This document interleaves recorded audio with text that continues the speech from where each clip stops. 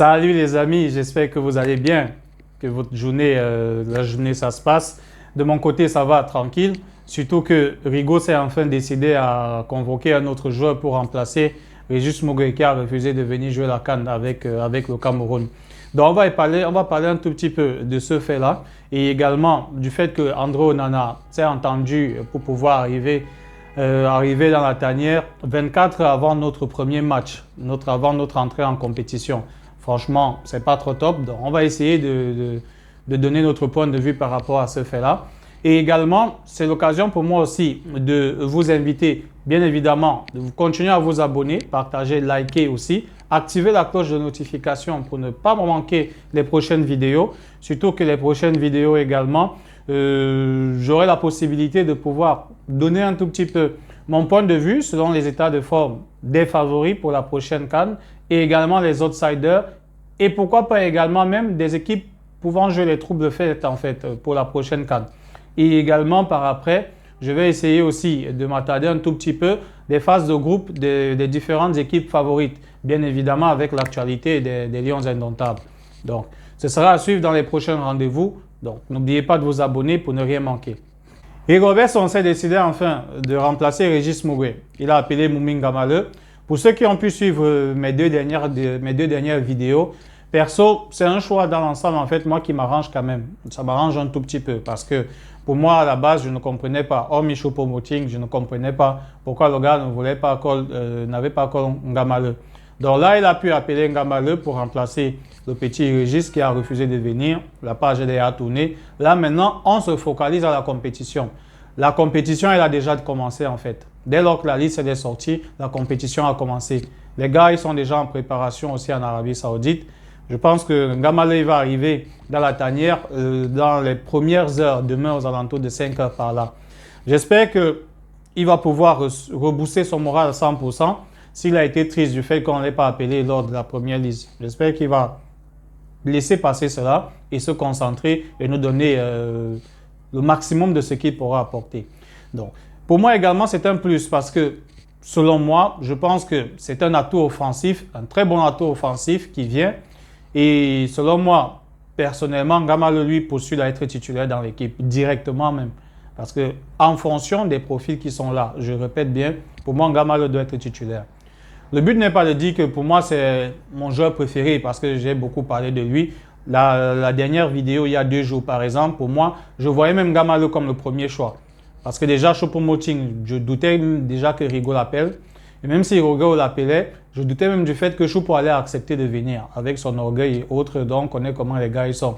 Donc, je doutais que le gars il allait quand même pour pouvoir jouer la CAN. Du coup, selon moi, Rigo, il a fait le bon choix d'appeler Ngamaleu, un bon joueur de côté, qui quand même, on sait qu'il peut nous faire des centres. Et défensivement aussi, c'est un bon joueur.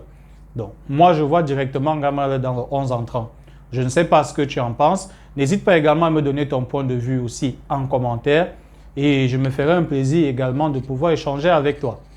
Donc, comme je le disais, pour moi, les côtés, par exemple, avec les atouts qu'on a actuellement dans l'équipe, à la limite, si ce n'est pas un coup d'eau, vu qu'en état de forme actuellement, c'est notre meilleur joueur offensif camerounais depuis le début de saison.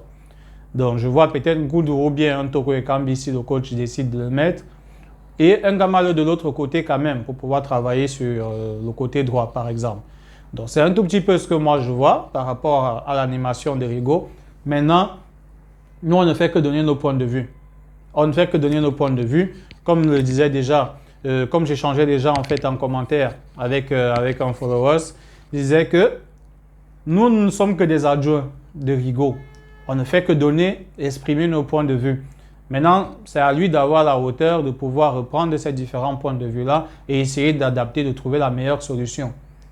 Maintenant, c'est au team presse de pouvoir lui relayer l'information. Et maintenant, ce sera à lui de faire le choix au cadre.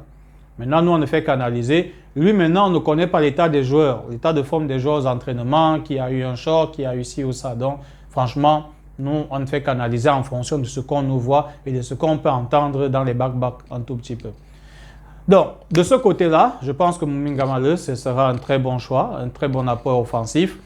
Juste pour terminer par rapport à l'équipe en question, c'est un peu dommage quand même parce que ça aurait été perso une très bonne chose quand même qu'il puisse prendre un Koundé Malone, par exemple. Parce qu'au milieu de terrain, on a, selon moi, un bon milieu de terrain titulaire, je dis, à mon avis, Zambo, Neyou, et puis Kemen également. Mais n'oublions pas que Kemen et puis Neyou, ce sont les champions blessures, ce sont les tontons des blessures en fait. Donc, j'espère que franchement qu'ils seront en forme et qu'ils vont pouvoir jouer toute la compétition en fond. C'est vrai, derrière, il y a la jeunesse qui n'a peut-être pas trop d'expérience, surtout en CAN. Mais bon, on attend voir. J'espère perso que la jeunesse va nous surprendre durant la Coupe d'Afrique en question. Donc, on va voir un tout petit peu ce que ça va donner par rapport à cela.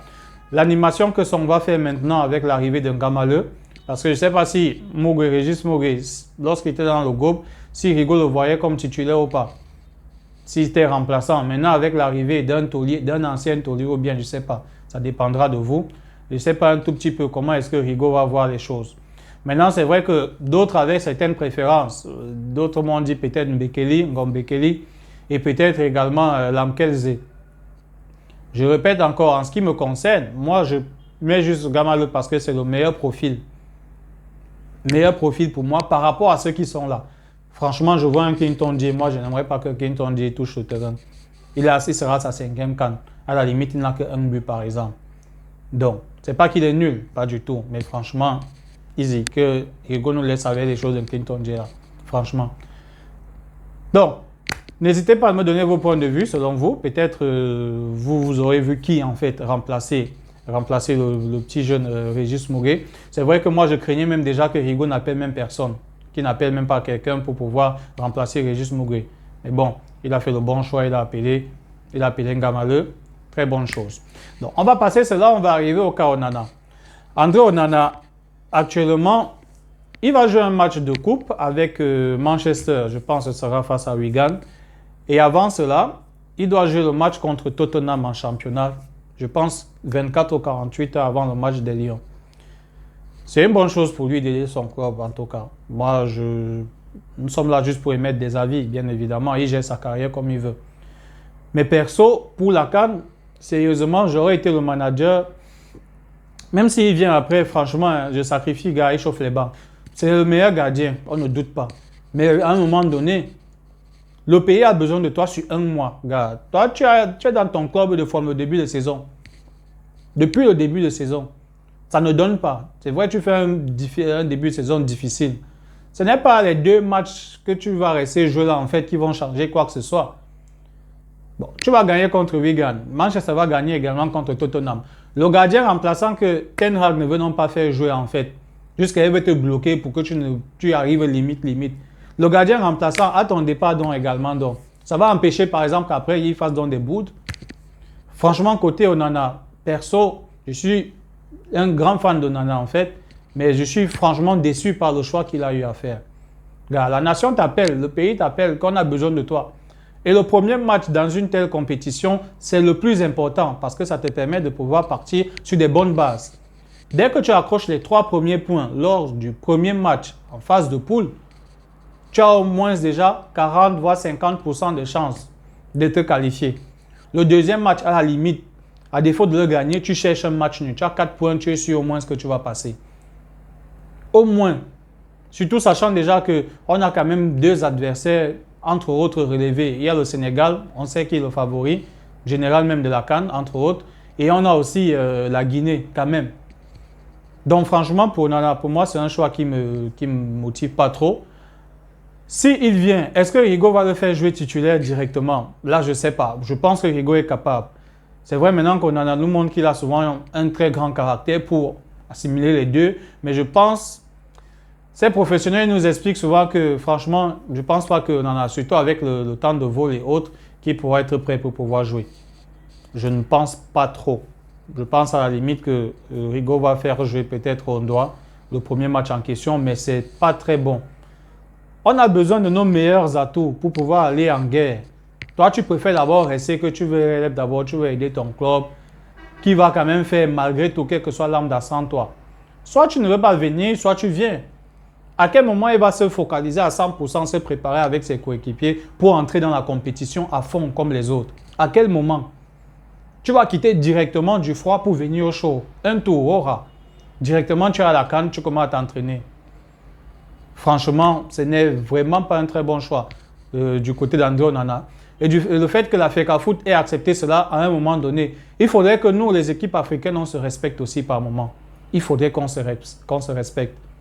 La même chose que le petit Régis Mugo, il a barré de venir. Il barre de venir jouer la CAN un tour. On porte plainte à la FECAFOOT. Il ne joue même pas à l'OM.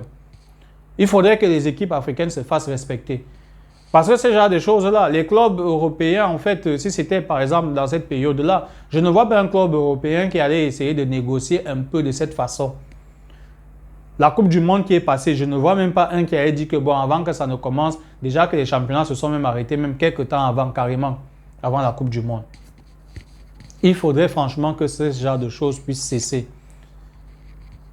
Je ne doute pas en fait de l'envie de Onana peut-être de jouer et autres, mais lui-même, il est en train de craindre également pour sa place de titulaire encore parce que les résultats ne sont pas bons. Et il a envie de donner, je comprends cette envie-là. Mais à un moment donné, gars, le pays est là. Le pays est là. Le pays, c'est juste sur un mois. Et on doit prendre ça en fait à chaud. Surtout que la belle famille, là, les gars vont nous guetter au calme. Il faudrait qu'on soit à chaud. Ce n'est pas très bon, franchement, pour ce choix-là. On va passer peut-être de polémique à polémique. Là, ce n'est plus le moment de faire des polémiques. La polémique de la liste d'abord en tête est sortie. Il n'a pas appelé Choupo. Il n'a pas appelé peut-être tel ou tel ou tel. Maintenant, le petit Régis Mugué, il a barré de venir. Parce qu'il veut rester en club. OK. On quitte ça maintenant. C'est Onana aussi maintenant qui décide de venir 24 heures avant notre match. Franchement, il faudrait que ça puisse cesser et qu'on puisse se concentrer à fond. Dans un moment donné, que la fédération puisse aussi se faire respecter. Le petit Régis, qu'on saisisse la FIFA. Je n'ai aucun problème contre lui. Mais il faudrait que demain, ceux qui voudront faire ça, en fait, ils sauront. Ils sauront. Soit tu dis que carrément, qu'on t'appelle que tu ne veux pas jouer à l'équipe nationale, même carrément. Ou alors, si tu es là, tu es disponible. Et puis, c'est bon. C'est mieux. Le cas d'André Onana également. Négocier comme Manchester est venu négocier, ou bien lui, on bat. On bat. Moi-même à la place de Ten Hag, à Manchester United, quand même, quel message tu vas envoyer au deuxième gardien? Quand même. Quel message? Genre, le gardien titulaire qui est là, il doit aller jouer avec son pays, par exemple. Vous forcez pour que le gars reste là, même il parte même 24 avant le premier match de son pays dans la compétition. Donc moi, le deuxième gardien qui suis là, je suis un Toumba. Je ne sais à rien, quoi. Franchement. Je suis en rien, je suis un Toubib. Je suis là pour porter les fardeaux des autres. Maintenant, quand on en va partir, donc vous allez faire comment? C'est moi que vous allez encore prendre pour me faire jouer. Le moral que j'aurai, ce sera lequel? Franchement, même la logique du côté de Manchester United, franchement, ça ne vaut franchement pas la peine. Franchement, pas la peine. Et moi, pour Onana, il aurait dû laisser ça, il vient, il se concentre pour ça. Je ne sais pas si lui, il est motivé de prendre la CAN avec le Cameroun ou pas. Je ne sais vraiment pas. Parce que nous, on voit nos gars, peut-être on voit les autres gars, les autres sélections, les Sénégalais, peut-être d'autres pays, qui disent que les gars veulent prendre ça, ils affichent. Les nôtres, bon, ce n'est pas qu'ils ne veulent pas, mais voilà quoi. Mais bon, de toutes les façons, c'est ce que j'avais à dire un tout petit peu par rapport à l'actualité en question, dans la tanière, les Lions indomptables. On espère franchement qu'ils se prépareront de la meilleure des façons, malgré tout cela. Et bien sûr que le prochain match amical, le match amical avant d'arriver en Côte d'Ivoire aussi, on va voir des bonnes choses, c'est ce qu'on attend en tout cas. La touche que Son nous a vanté depuis que il connaît, on attend voir en fait de bonnes choses sur le terrain avant de descendre à Babi pour lancer la Coupe d'Afrique. De toutes les façons, on est parti pour gagner, comme le dit le slogan, Yes We Can. Donc je vous dis à très bientôt. Pour les nouvelles vidéos, comme je vous l'ai dit, restez connectés. Des nouvelles vidéos seront mises en place également pour pouvoir un tout petit peu échanger par rapport aux différentes poules des favoris de la compétition. N'hésitez donc pas, bien évidemment, à continuer à me donner vos points de vue. Je vous remercie encore pour les messages de motivation, les supports également que je ne cesse de recevoir. Donc, portez-vous bien la famille et je vous dis à très bientôt. Yes, we can!